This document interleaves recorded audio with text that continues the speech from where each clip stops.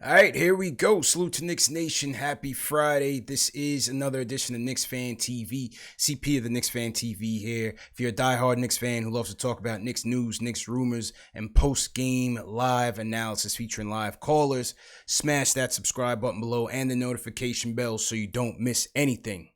Just a quick show tonight. We will take some calls if you're interested. Just wanted to recap some of the latest news and rumors of the week. And we're going to start off with Marcus Morris because according to Ian Begley of SNY, the Knicks and Marcus Morris have strong mutual interest in a return for Mook for next season. Strong mutual interest from the Knicks and Marcus Morris for Mook to return next season. So what does that mean for the trade deadline? What does that mean? 6 days left until the trade deadline. Will the Knicks still execute a trade for Marcus Morris, knowing that both sides are looking to agree on a deal? That is the $1 million question. We do know that Mook is our best trade piece right now. Mook is our best trade piece right now. And both sides have, obviously he's indicated that he does not want to be traded. And it appears as though the Knicks are interested in bringing him back. The Knicks look at him as a leader on the team. They look at him as a building block, somebody that can get these young guys in order, somebody that these young guys can rally around, and I think they're gonna want to try to get it done. They did sign him this offseason to a 1-year, $15 million deal. Remember though that he passed on a 3-year, $40 million deal with the Clippers over the offseason. Was going to go to San Antonio for a 2-year, $20 million deal, and then reneged and went to the Knicks on a 1-year, $15 million deal. So the thing about Morris is that he's going to want a multi-year deal. We know that. So for you guys in the chat, you guys let me know, would you want to sign him to a multi-year deal? Ideally, it's going to be a 3-year deal worth upwards probably $20 million. He's probably going to want to raise. So I would say anywhere between $15-20 million for 3 years. Is that something that you would want in terms of bringing Marcus Morris back? He's 30 years old. Yes, he's having a great year this year. He's averaging 19 points and 40% from three. But again, is the long-term commitment worthwhile for the Knicks and Marcus Morris right now? That's the question we have to ask ourselves. I've loved what he's brought to this team. I think, in a, otherwise terrible season, I think he's been one of the few bright spots. And certainly, as my guy CP the artist has said in the chat, yeah, he's been able to handle himself at MSG. Now he does have to work on his maturity. That's one thing, obviously, with the melee that happened at the Garden this past Tuesday against Memphis. A lot of it started with him and Jay Crowder going back and forth, and ultimately it ended with Alfred Payton and Jay Crowder getting into it. But I think one of the downsides to him is he's got to get his head in the game. Yes, he can handle the pressure playing in Madison Square Garden, but I think he gets into too many mental games, the mind games going back and forth with players, and it clearly took him out of his game in the Memphis game. So again, do you want him for a multi-year deal after this? Somebody in the chat said that he may hurt the development, and that's the thing. That's my thing is like, if they do bring him back on a multi-year deal, is the focus going to be on him? What about RJ? What about the upcoming lottery pick? I think it should be swinging towards the kids. Is Mook going to still be the focal point if they bring him back on a multi-year deal? Now, in terms of the trade rumors, obviously the Clippers have still been connected to Marcus Morris. The Clippers are in need of bench depth, and Marcus Morris will bring them just that. I think he would be a perfect piece as a rental for the Clippers, who are looking to win right now, not just compete in the playoffs. The Clippers are trying to win the championship. And you got the Lakers there. You have the Milwaukee Bucks at the East. The Clippers are looking for that extra depth. Also because we don't know what the injury concerns will be for Kawhi Leonard and Paul George. Remember, Paul George is coming off of a double shoulder surgery. Kawhi Leonard is having some knee flare-ups. He's been on load management all year, since last year. And so they will definitely be looking to add a piece, and I think it could happen. I think a Morris to the Clippers trade could go down And I think that would be the best bet with potentially Mo Harkless coming back, maybe a young player from the Clippers, and hopefully a first-round pick. I think that's what you're hoping to get out of this thing. You're hoping for, a first-round pick out of the deal. The Knicks have to continue to be in asset acquisition mode. I think that is where we need to be playing right now. We need to be continuing to build assets and to build on top of this young core, or to use another pick in terms of some sort of flexibility when it comes to trades or what have you. So I think that is certainly important. I think that is definitely important where it comes to the Knicks. So what do you guys think about it? Give me a call, 657-383-1509. It's going to be a short show today, but I'll definitely take some calls if anybody wants to get some opinions in here.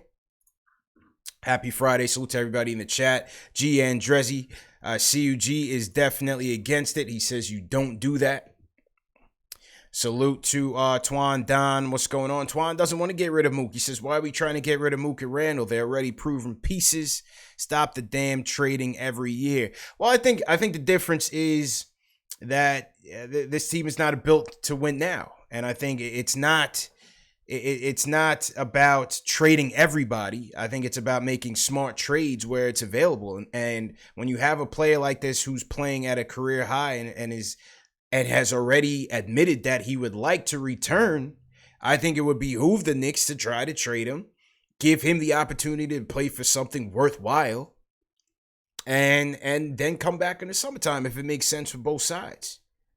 So obviously it's a lot of question marks. Who's going to be in charge to make that decision? Will that new leadership want to bring him back?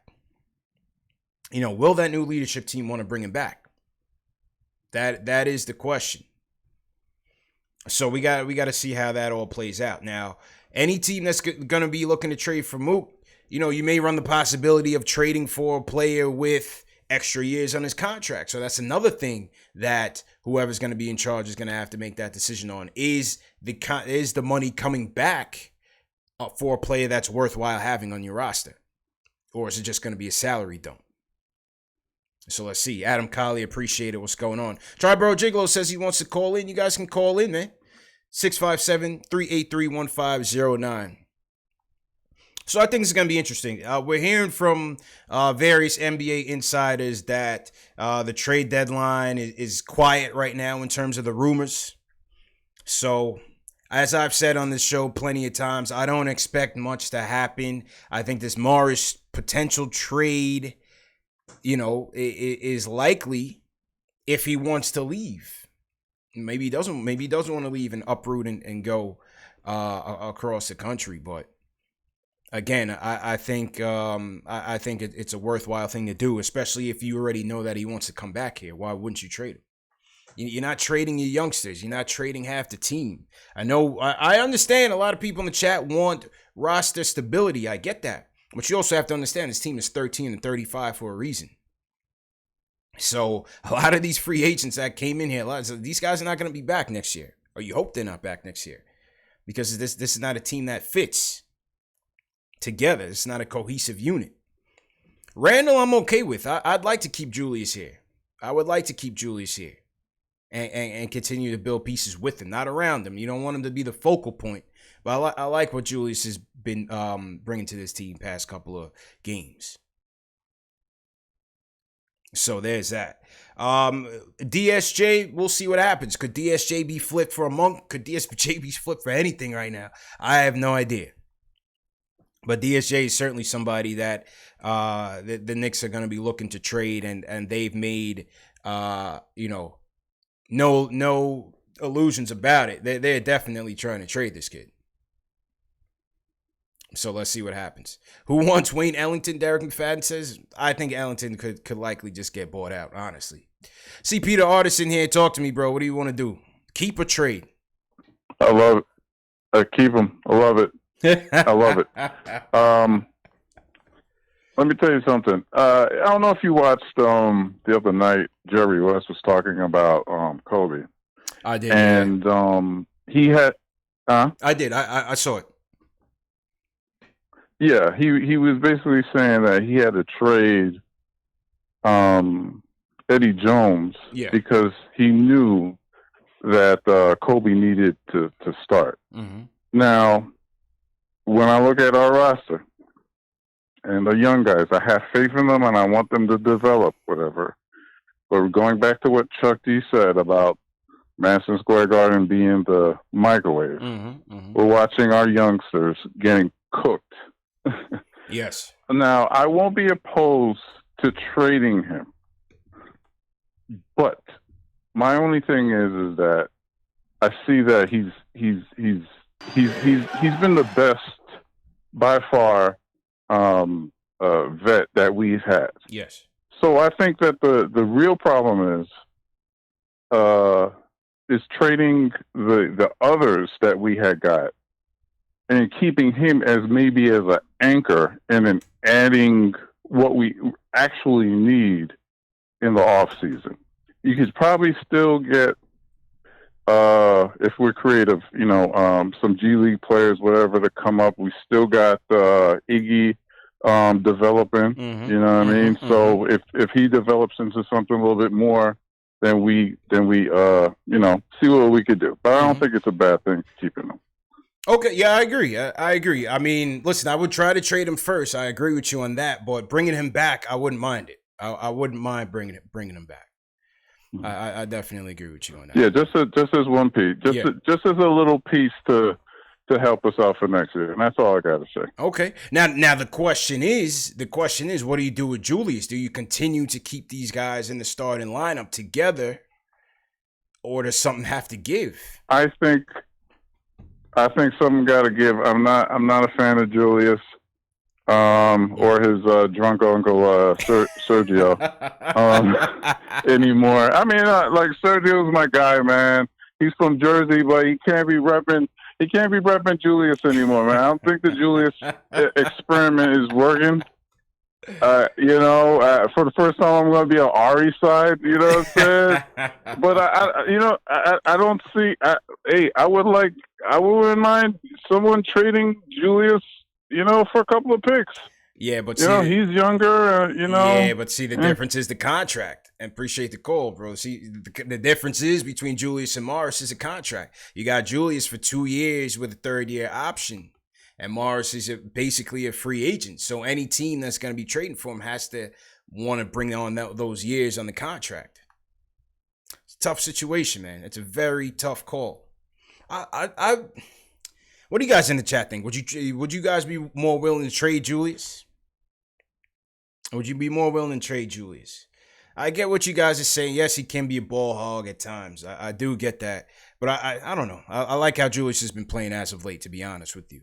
And sometimes when I look at the lackluster play of the supporting cast, sometimes, I just feel like it's human nature with Julius trying to do too much. I think he gets caught trying to do too much.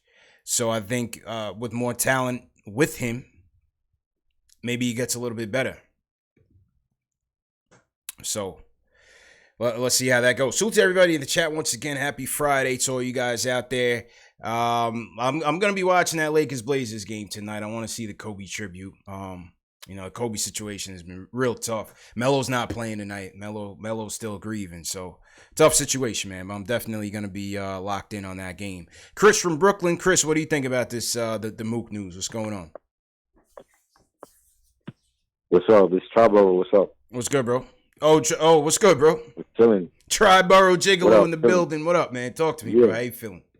Chilling, man. I think, man, a lot of people bash Randall. I think Randall is one of our best players this whole season, him and Mook and RJ. But I think, I would trade both Morris and Randall and get us a certified point guard here because we need that. But all three of our guards now, they can't shoot. They're not good. I feel like we need to go after Rubio or Patrick Beverly. Why not the draft? Why not the draft? Well, yeah, but we tried that already. We had Frank. Phil Jackson picked him, and he thought he was the next Tony Parker, but it's not working with Frank. You know what I'm saying? I think we need a certified veteran point guard that's going to command the court and show the young players how to win. And I think with Knox, Knox has potential, but he needs to go to the G League for a couple of weeks or months and then bring him back. But I don't think I would trade Knox. I think Knox is good, but we need that point guard though, man. That's the main thing we need for this offense. I mean, honestly, You know what I'm saying? I agree with you. Mitch I do agree with you, but I think the way I would do it is go get him in the draft and put Peyton on the bench. That's what I would do. To go. Like, trade Peyton, trade DSJ, and I like DSJ, but he got to go and definitely Frank. But I don't know, like drafting another young point guard unless we get in somebody in the draft that's like John Morant type. Yeah, I don't think that's the way to go for a point guard at least. You know what I'm saying? Well, but I definitely feel like we got some pieces here. You know what I'm saying? Time will tell. Time will tell. I mean, this has been known. This has been known to be a point guard heavy draft. Now they're also telling you is that it's the talent wise is not as deep. Either way, go draft that point guard or the best player available. If it's a point guard, wherever we're gonna pick, throw him in there if he's ready. I would, if for your veteran piece, unless you want to go out and go get somebody, I would ideally just slot Peyton as a backup because I think Peyton can be the capable backup. The problem is he's a starter right now. And so sometimes you want to pull your hair out with the decisions that he's making. But I think as a backup, I think he would be fine. I think he would be fine as a backup. And then you go out and try to go draft your franchise. That's how I would try to play it. You know what I mean? That's how I would try to play it. In terms of free agent point guards for next season, Dragic. What do you guys think about Dragic? Unrestricted. Dragic will be an unrestricted free agent going into the summer. You got Van Fleet. I know some of you guys are Van Fleet fans. Kent Bazemore, no way. Jeff Teague. Is Jeff Teague the backup that you want? Reggie Jackson, no. DJ Augustine, no. This is according to CBS Sports, their top 30 free agents available. I mean, this free agent class, this is their top 30 free agents, period. Let me just show you guys this so you guys can see. I wasn't really trying to get into free agent talk, but Triborough Gigolo took me there because he wanted to talk about potential options. I mean, obviously AD's at the top. You figure he's going to go to the Lakers. You know, rightfully so. You figure he's going to stay in LA, as he should. Brandon Ingram, restricted free agent. He's probably a lock for the Pelicans. DeRozan, no way. But let's go to the point guards. The first point guard on deck is Dragic. And then you have Van Fleet, who's obviously going to stay in Toronto. I can't see any way they get rid of him. So in terms of signing, your options are pretty slim, unless you want Teague as your backup. You know, unless you want Teague as your backup. What do you guys think about it? So I'm not talking about starters now. For Van Fleet, it'll be a starter, but for Teague and for Dragic, to me, Dragic is obviously a good starter still. Teague, I would put on the bench, but to me, I'm going in the draft. I want to go through the draft and go get my point guard of the future and see how that works. You know what I mean? That's just my take on it. What else? In other news, you have, speaking of Peyton has been suspended for tomorrow night's game against the Pacers for the altercation with Jay Crowder. Peyton has been suspended. Marcus Morris has been fined $35,000. And so we expected that to happen. What else? RJ made the Rising Stars Challenge in Chicago. So it looks like RJ's going to Chicago. If his ankle could hold up, we'll see if he plays or not. I thought my man Mitch got snubbed, man. I thought I thought they robbed Mitch of a spot in the Rising Stars Challenge. It would have been nice to see him playing with some competent point guards out there. You got Trae Young in the game, John Morant, Zion. You got Luka Doncic. I want to see Mitch in there, man. Mitch in there mixing it up with some talent. You know what I mean? But unless somebody gets injured, man, we'll see what happens. But RJ will be playing for the world team. So we'll see, man. Travis from Queens in here. Travis, how you feeling tonight, man? What's going on, CP? What's good, bro? Pretty good. Not so much. Yeah, so I'm definitely for trading Morris because this is ideally what we wanted. To get a guy on a 1-year deal that plays well, that we can get some assets for. Like, this team is nowhere ready to compete. That's how I think. So you have to get some assets for him. Like, you can't fall in love with this guy. Yeah. I mean, he's very good, but this is exactly what we wanted him to do. Yes. You know, I would keep Randall. He's young. I think he's going through that first year to New York kind of thing. Mm-hmm. You know what I mean? I think once he gets comfortable, I think he's going to be, you know, a guy who's going to stay in our starting lineup. You know, I think I'm willing to wait on him. He's still very young. I think Morris will be best suited on a veteran team that's, you know, ready to win. But we can't keep him. We cannot. It just be the Knicks thing to do. Yeah. Like, you can't do it. You can't do it. I love how he's playing, and you know, I had hoped that Kevin Knox would pick up a little bit more from him. Mm-hmm. That's what I was expecting, but I'm still willing to wait on Kevin Knox because his talent is superb to me. I just think he really needs to be coached right, maybe be around a better point guard or what. But I'm not going to give up on him. But Morris got to go. We got to get some assets for him. That's how I see it. Appreciate it, Travis. Appreciate it. Yeah, I'm with you, man. This is what the rebuild is about. And you went out in free agency, you signed a guy that's playing heads up career year, especially from 3. And the interest is there to bring him back. I would go to him and say, listen, I know your family's here in Philly. If you want to try to go compete for something and come back summertime, we'll renegotiate at the table. I think that's a no-brainer.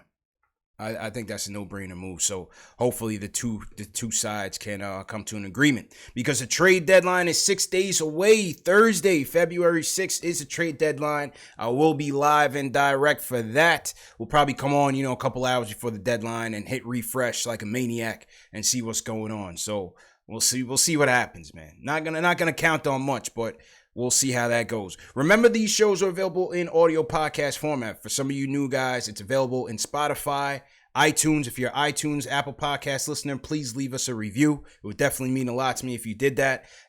Google Play as well, Stitcher. So we're all over, man. We make sure that whether it's audio, whether it's video, you guys get the news, you guys get the rumors, the caller reactions, everything, and whatever method that works best for you. Share these videos as well. Please share this video on Facebook, Twitter, Instagram, any social media platform that you use the most. If you share it on Twitter, use the hashtag PostGameNYK, and we'll add you to our private Twitter DM group, so the conversation continues even after the show is off. So you can continue to converse with fellow members of our community. We also have a Discord channel going on as well. So links to the Discord group and all the podcasts, all that are in the video description. So make sure you do that. Some of the content, CP the Artist mentioned the Chuck D interview.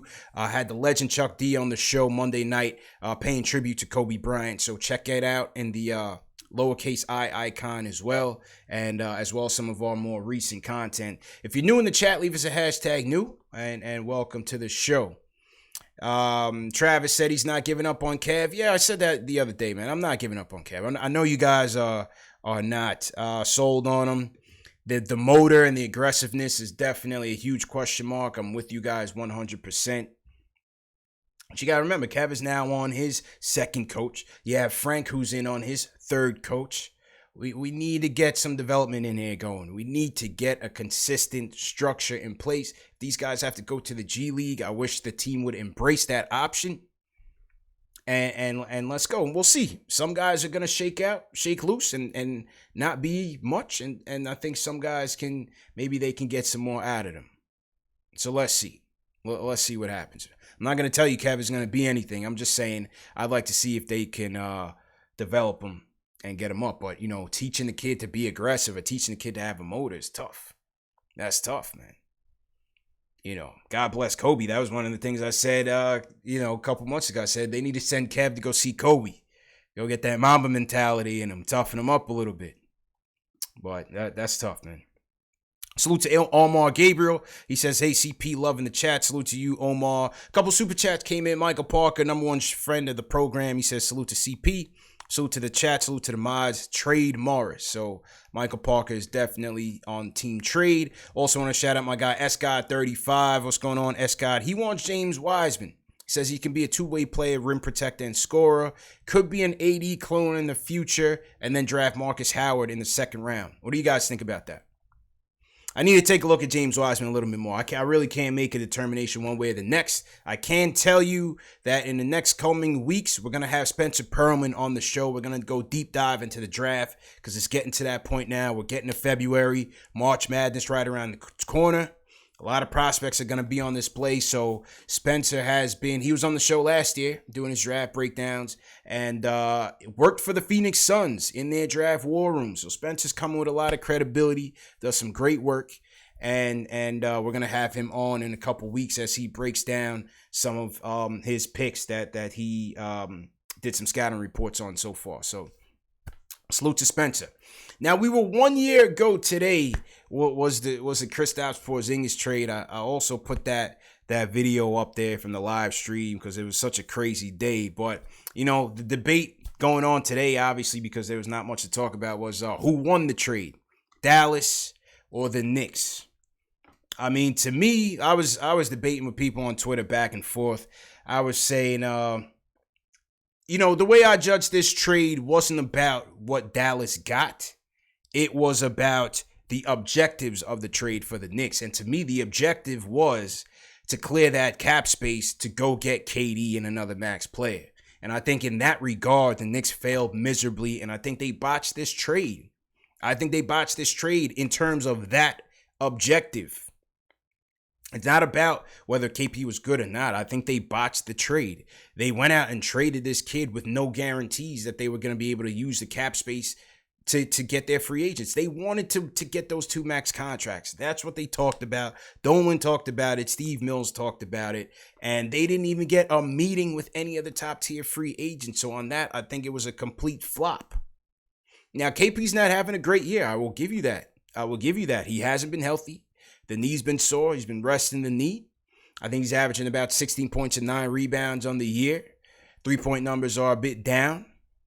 So obviously, from the Knicks side of things, yeah, you look like it's a win because KP's not playing well and he signed a max contract with the Mavericks. But I just look at it as we could have done better. And I think on the surface that they wanted to win free agency, they flopped horribly. And I don't think that you can make this type of trade not knowing what the future holds. I'm okay with the flexibility that it gives them in the long run. I like that they have the cap flexibility. Okay, but to me, I would have rather been looking at KP, Mitch, and RJ and a potential point guard next year than, what we're looking at for the future. So I don't know. CP the artist says everything changed when KD tore his Achilles. It's possible. Certainly possible. I don't know. I wish I was a fly on the wall to know what the thought process there was behind making this trade. But, you look at it, DSJ's been trash, and it looks like they're going to get rid of him. Wesley Matthews ain't here. DeAndre Jordan ain't here, and they weren't nothing to write home about. So now you're looking at two picks that'll be in the 20s. Now you're hoping for miracles. So I don't know. Like I said, I would have much rather have seen KP, RJ, and Mitch out there running around. At least you have your stretch four that you needed with RJ. But, again, I understand it. KP, that's a lot of money for him. The max deal, it is a lot of money. But let's see. Maybe he needs a year to get that knee stronger. Maybe he comes back next year even stronger. We'll see. We shall see. But like I said, it was a gamble. Did they have no choice? Did they not have a choice? Some people say he was forcing his way out. I think there's 3 sides to the story, and I don't think we've heard his in its entirety. And that's what I'm a bit leery of before I just, that night of the trade, everybody was like, he wanted out. But I feel like we were kind of just buying into the Knicks side of things, and that's very dangerous. So I don't know. Just something to think about. Not nothing to relitigate or rehash, but just something to think about. Who was the true winner to that trade? Not sure. We will really know yet. But we got Knicks basketball coming back on tomorrow night. Knicks in Indiana against the Pacers. A formidable 31-17 Pacer team, man. This is a nasty, nasty team. And it's going to be a tough matchup for us, man. It's going to be a tough matchup. I mean, this is a team that is a tough defensive team, scrappy defensive team. One of the top teams in two-point field goal percentage. A deep team. You have Victor Oladipo coming back. You got Sabonis, who's having a good year, all-star year. TJ Warren having a good year. It's going to be tough. It's going to be a tough matchup, man. And so these Knicks better be ready to play. One of the areas they can get involved is on the boards. Pacers are not a great rebounding team. I think the Knicks should be able to use their size out there and get after it if they are ready to go. So let's see what happens. But we will be back. Make sure you tune in to the number one show for the fans, by the fans. That is KnicksFanTV for Post-Game Live. CPJ Ellis. More news, more rumors, more post-game analysis, and more callers. Salute to everybody that called in. Salute to everybody that tuned in. And yeah, man, you guys have a great Friday night. We'll check you guys back on Saturday. Tribro Gigolo, thanks for calling in. Apple Fanboy, always thanks for tuning in. Steve Stark checking in all the way from Thailand. Steve Stark, appreciate it, man. Green Lantern, what's going on? Derek McFadden, I appreciate you for tuning in. Anthony Miller, thanks for watching. Dervish, thanks for watching. And yeah, man, all the mods, thanks a lot for coming on this impromptu live stream. I'll check you guys tomorrow, man. You guys have a good evening. Peace.